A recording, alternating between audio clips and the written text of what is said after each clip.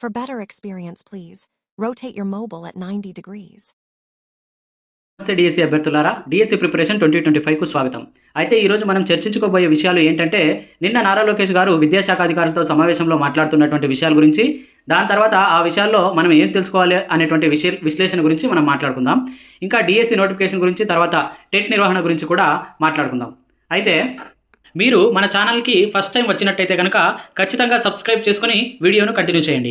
ఎందుకంటే మన ఛానల్ ద్వారా ఏపీడిఎస్సి ఎస్జిటికి సంబంధించినటువంటి అన్ని మెథడ్స్ మరియు కంటెంట్కి సంబంధించిన షార్ట్ రివిజన్ నోట్స్ను పీడిఎఫ్ రూపంలో అతి తక్కువ ధరకే అందిస్తున్నాం. ఇప్పటికే 6 మెథడ్స్ మరియు సోషల్ సైన్స్ కంటెంట్, విద్యా దృక్పథాలు, సైకాలజీ, ఎస్జిటి వాళ్ళకు రెడీగా ఉంది. మొత్తం 10 సబ్జెక్టులు కలిపి ఒక్కొక్క సబ్జెక్టు 20 నుంచి 25 పేజీల్లో పూర్తయ్యేటట్టుగా తయారు చేశాం. మొత్తం 10 సబ్జెక్టులు కలిపి 125 పేపర్లు మాత్రమే ఉన్నాయి. ఈ పీడిఎఫ్ల ఖరీదు కూడా చాలా తక్కువ, అంటే 250కి అందుబాటులో ఉంది. అంటే ఒక్కొక్క సబ్జెక్టు 25 రూపాయలు మాత్రమే ఉన్నట్టు లెక్క. అతి తక్కువ పేజీల్లో నోట్స్ ప్రిపేర్ చేయడం వల్ల వీటి ద్వారా మీరు చాలా ఫాస్ట్గా రివిజన్ కంప్లీట్ చేయవచ్చు. రోజుకు 25 పేపర్లు కంప్లీట్ చేసినా కూడా 5 రోజుల్లో మొత్తం 10 సబ్జెక్టులను రివిజన్ చేయవచ్చు. షార్ట్ నోట్స్ పీడిఎఫ్లు ఎలా ఉంటాయి అని తెలుసుకోవాలనుకుంటే మన ఛానల్లో చాలా వీడియోస్ ఉంటాయి, ఒకసారి చూడండి. ఇంకా మన ఛానల్ ద్వారా ఈ పీడిఎఫ్లను బేస్ చేసుకొని మనం ఇలాంటి సూపర్ ఫాస్ట్ రివిజన్ క్లాసులు ఫ్రీగా ప్రతి సబ్జెక్టు కూడా ప్రతిరోజు జరుగుతూ ఉంటాయి. ఇవి మీకు టైం వేస్ట్ చేయకుండా, మీ ప్లాన్ను డిస్టర్బ్ చేయకుండా, మీరు నిద్రపోయే ముందు కానీ, భోజనం చేసే సమయంలో కానీ వినడానికి, రివిజన్ చేసుకోవడానికి అనుకూలంగా ఉంటాయనే ఉద్దేశంతో చేస్తున్నాం. ముఖ్యంగా గృహిణులు, ఉద్యోగస్తులు, ఒంటరిగా ప్రిపేర్ అయ్యే వాళ్ళు, వీళ్ళందరూ కూడా రోజువారీ పనులు చేసుకుంటూ ఈ క్లాసులు వినడం ద్వారా చాలా ఫాస్ట్గా వాళ్ళు రివిజన్ చేయడానికి ఉపయోగకరంగా ఉంటుంది. కాబట్టి ఖచ్చితంగా మన ఛానల్ను సబ్స్క్రైబ్ చేసుకుని ఈ వీడియోను కంటిన్యూ చేయండి. ఇక లేట్ చేయకుండా మనం వీడియోలోకి వెళ్ళిపోదాం.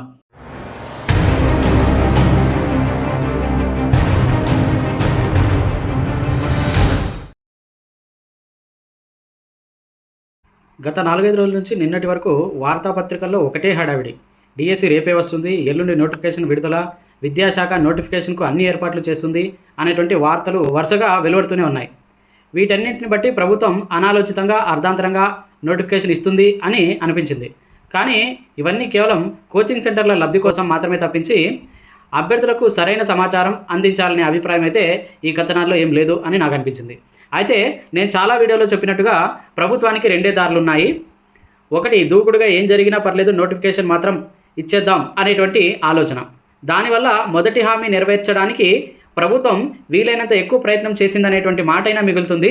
దీనివల్ల నోటిఫికేషన్ వస్తుంది, కానీ ఎగ్జామ్ జరుగుతుందా లేదా అనేది అగమ్య గోచరమే అనేటువంటి విషయం నిన్న వీడియోలో చెప్పాను. అయితే డిఎస్సి నోటిఫికేషన్ విషయంలో ప్రస్తుతం మన ప్రభుత్వం కాస్త వెనక్కి తగ్గింది, పరిణితితో ఆలోచించింది అని చెప్పవచ్చు.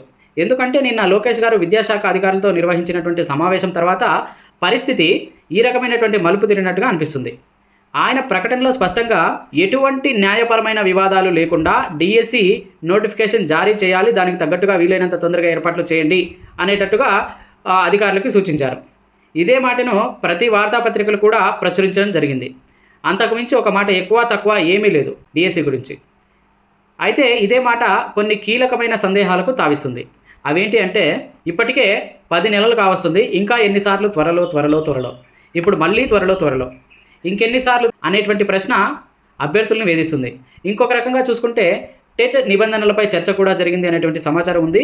డిఎస్సి నోటిఫికేషన్ ఇస్తే ప్రస్తుతం కోర్సులు పూర్తి చేసిన వారు నిబంధనల ప్రకారం టెట్ నిర్వహించాలని కోరుకునే వారు ఖచ్చితంగా న్యాయపరంగా పోరాటం చేసే అవకాశం ఉంది అనేటువంటి సంకేతం ప్రభుత్వానికి వెళ్ళినట్టుగా తెలుస్తుంది. అందుకే న్యాయపరమైన అంశాలను క్లియర్ చేయాలి అని మరొకసారి లోకేష్ గారు అధికారులకు సూచించారు. ఇటీవల కోర్సులు పూర్తి చేసిన వారు అభ్యర్థులు మాకు టెట్ నిర్వహించండి, తద్వారా మేము డిఎస్సికి అర్హులవుతాం అనే డిమాండ్లు చేస్తున్నారు. దీనిపై చట్టపరంగా న్యాయ సహాయం కోరే అవకాశం ఉంది.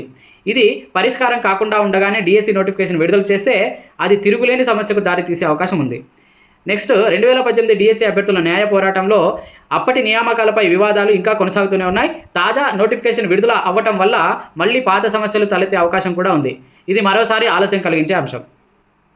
2025 టీచర్ల బదిలీల చట్టం ప్రభావం కూడా ఈ నోటిఫికేషన్పై పడుతుంది. కొత్త బదిలీల విధానం ప్రకారం మేలో టీచర్ల బదిలీలు పూర్తవుతాయి, మే చివరికి. తర్వాత ఖాళీల పోస్టుల లెక్కలు తేలుతాయి.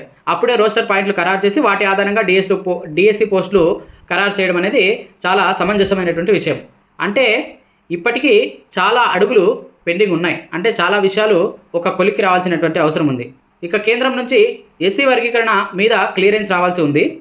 అయితే అది లాంఛనప్రాయమే అయినా కూడా అది వచ్చేలోపైన దీనిపైన మనకి స్పష్టత వస్తే బాగుంటుంది. ఈ పాయింట్లన్నింటినీ బట్టి కలిపి చూస్తే ప్రభుత్వం తొందరపడి మొదటి హామీ మొదటి సంవత్సరంలోనే నెరవేర్చాలనే ఉద్దేశంతో ముందుకు వచ్చినా కూడా జాగ్రత్తగా అడుగులు వేయాల్సిన అవసరం ప్రభుత్వం ముందున్న సమస్యల వల్ల తలెత్తింది.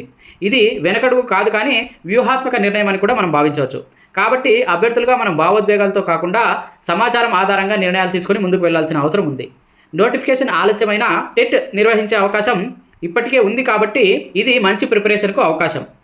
ఈ గ్యాప్లో మనం పక్కా ప్రణాళికతో రివిజన్ పూర్తి చేస్తే నోటిఫికేషన్ వచ్చినప్పుడు ఉపయోగకరంగా ఉంటుంది. అయితే ఇప్పుడు అందరూ అడిగేటువంటి ప్రశ్న టెట్ నిర్వహణ ఎప్పుడు ఉండొచ్చు అనే వైపు సాగుతుంది. మనకున్న సమాచారం ప్రకారం ఈ వారంలో అంటే ఏప్రిల్ 15 లేదా 20 లోపు డిఎస్సి నోటిఫికేషన్ ఒకవేళ రాకపోతే అంటే ఖచ్చితంగా ఇప్పుడున్న పరిస్థితుల్లో వచ్చే అవకాశం లేదనిపిస్తుంది. కాబట్టి నేను ఇంతకుముందు పాత వీడియోలో చెప్పినట్టు ఏప్రిల్ చివరిలో లేదా మే మొదటి వారంలో టెట్కు సంబంధించినటువంటి అప్డేట్ ఖచ్చితంగా వచ్చేటువంటి అవకాశం ఉంది. అదండి విషయం. మరొక అంశంతో మరో రోజు మీ ముందు ఉంటాను. అంతవరకు సెలవు. నమస్కారం.